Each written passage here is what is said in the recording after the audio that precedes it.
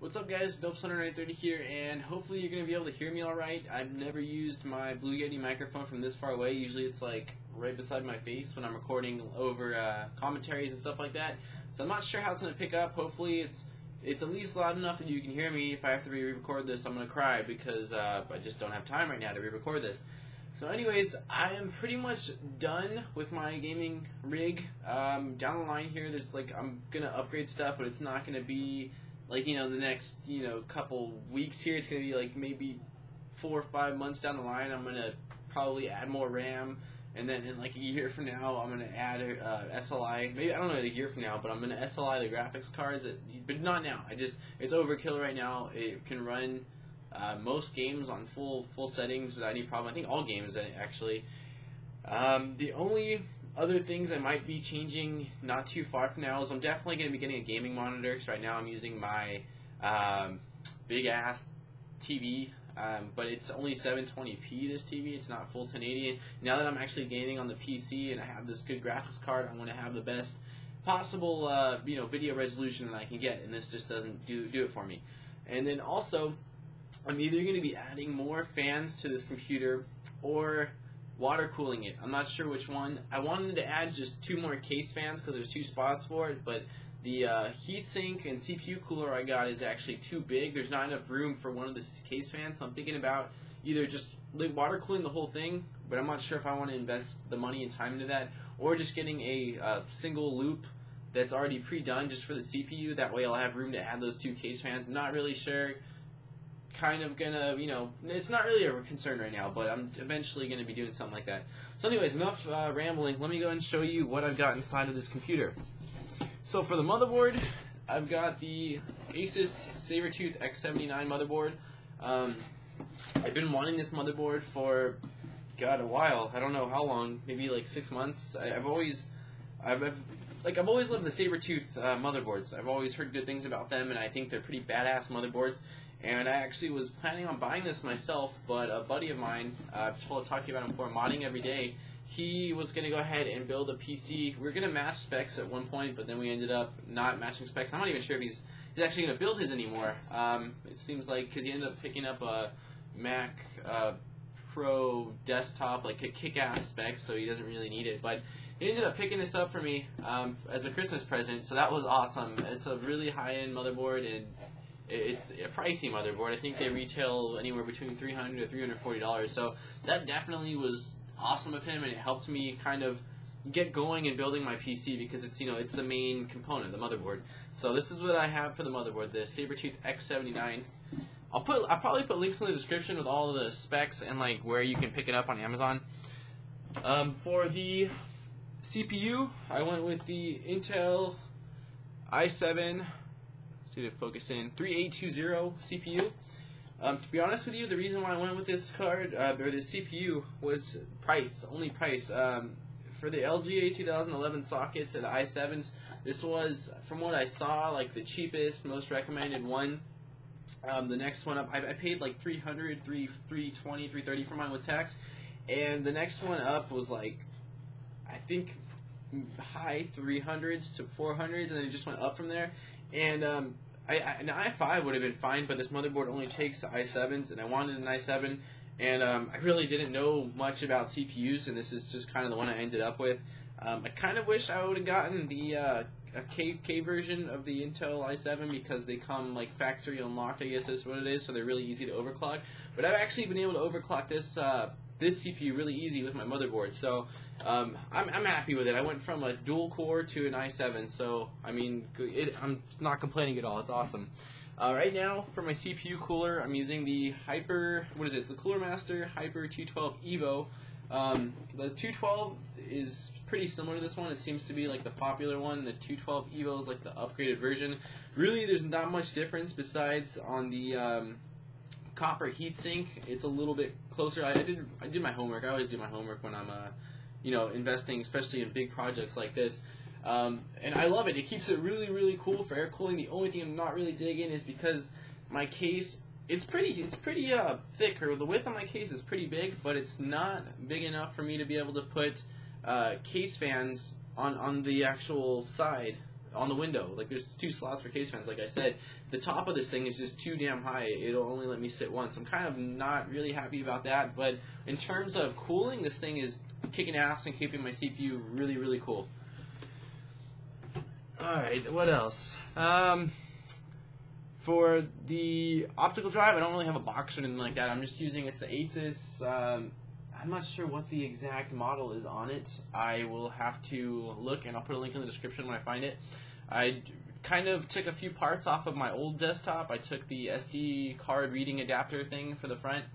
I ripped out 2 hard drives, so I have a 500 gig hard drive from my old desktop plus another either 250 or 350 gig hard drive, as well as a 120 gig Kingston V300 SSD, which just has my operating system, video editing software. It had a couple games, but it was kind of getting full, so I transferred the games over to my other bigger hard drive. So this is strictly for operating system and big software applications and things like that. In terms of hard drives, I do plan on upgrading. I don't know how soon. For right now, it's fine because that 500 gig hard drive is only like 8 months old, so it's okay. But I do want to get a Caviar Black 1 terabyte hard drive. I will get that eventually. What else? Oh, for the power supply. Okay, so for the power supply, I went over to Best Buy, and I was hoping they were going to have, it was a 750 watt, I think it was a Cooler Master GX 750, I think it was like Gaming Extreme or something like that, and for a 750 watt power supply, it was a really good deal and got pretty damn good ratings. But of course, the Best Buy had nothing like that. They had some really crappy, like 350 watt, 400 watt power supplies. Then they had a 800 watt power supply for I think like $160, and I was like, I didn't have the money at the time for that. I just didn't have it. So I went over to a computer store by my house, and they had a 600 watt power supply, and I asked if they had anything bigger because like down the line I'm planning on SLIing my graphics card, and they had an 850 watt power supply. And what I ended up getting is the brand is A-Power, which is not, I don't think, a very high, like, you know, known power supply. But the thing comes with a 1-year warranty, which isn't a huge warranty, but then again, it still is a 1-year warranty. I picked this bad boy up for $55, which is a third of what the 750 watt one was at Best Buy. And I know a lot of people are going to say it's important to have a good power supply unit, and I agree with that. But the guys at the shop swore that they've been using these things for years, and they haven't had problems. I looked on Amazon. It has really shitty ratings on Amazon from some people. And some people said they got them from different sources, and they've been great.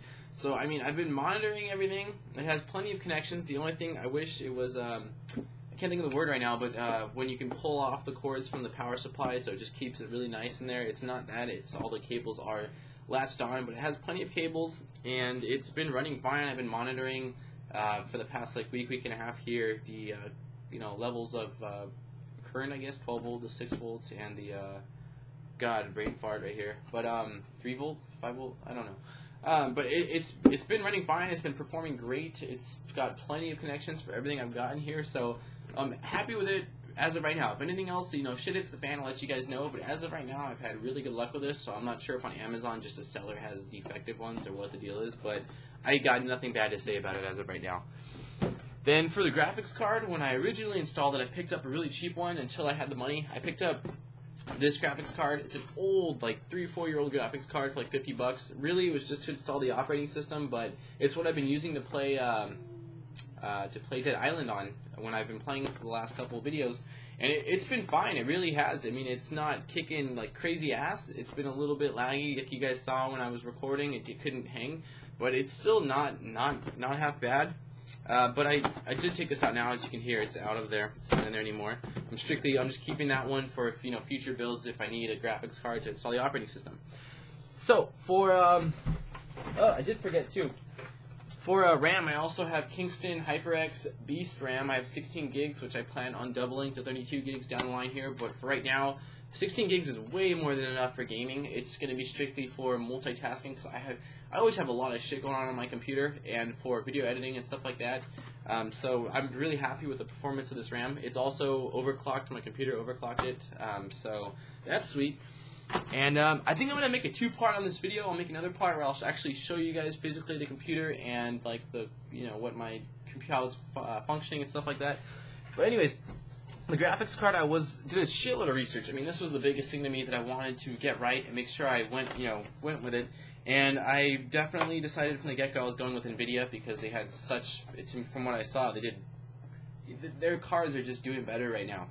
And I really wanted the 660 Ti, and that's what I was planning on getting. And even 3 days ago, if you'd asked me, I said, yeah, I'm getting the 660 Ti. I ended up getting the GTX 660 superclocked, not the 660 Ti. This ran me $210 plus tax. I think it was $226 I walked out of Best Buy with, versus the Ti, which you can get for about like another $100, and it does perform definitely better. I mean, there's no denying that. But for what I'm doing and for the money, this was a kick-ass card. It can run everything on 1080 full frames. It's beast right now. Like on Dead Island, I'm getting like 200 plus frames per second, versus with that other cheap-ass card, I was getting like 60 or something like that. Like it's beautiful. This card is amazing, and also it is SLI capable. So down the line, I will add a second one, and I'm gonna SLI them. So this is by far the best card I've ever owned, and I highly would recommend this card to anybody else. So stoked on that. Last but not least, my case. I went with, again, when I was building this computer, for the most part, I was looking for good performance and fair price tag. And this is the case I ended up with. It is the Cooler Master Storm Scout, which is I love it. The only thing I guess that would be kind of cool is if it had water cooling in the back, like easier setup for that.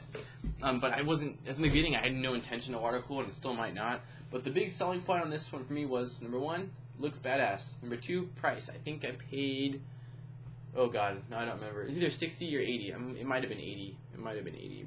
But still, compared to a lot of cases, it was a really good price.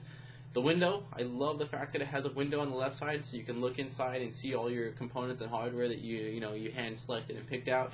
And also, I use a shitload of USB ports. The motherboard itself has 10 USB ports, which is beast. I think though that either 2 or 4 of them are 3.0, USB 3.0. But anyways, the actual case has 4 USB ports on the front, and my old desktop had like a total of 4. So this is a huge difference for me. And with me using, like, I got headsets, I got iPods charging, I got controllers plugged in, I got my webcam, my microphone, my printer, my mouse, my keyboard. I need a lot of USB ports, and of course you could just add on USB ports on the back, and it's probably as easy to do, but just the more USB ports the better was for me my option. And I was digging the red LED case fans that it came with. So anyways guys, this is my whole setup. I will tally up what it'll run and put it like in the description, along with all the different items and their links on Amazon or wherever you can get them from, in case you want to check them out. And I'll have a second video where I'll actually show you guys, because I spent like 2 hours today on like managing all my cable management, and making that look as nice as possible. So I want to show you guys. I mean, a lot of you probably be like, oh, that's not that great, but for me, like, this is my first build ever, and I'm pretty happy with it. So I want to show you guys. Whew, a lot of talking. Anyways, guys, DopeStarter930, hope you liked this video, and if you did, please like and subscribe for more. DopeStarter930, and I'm out. Peace.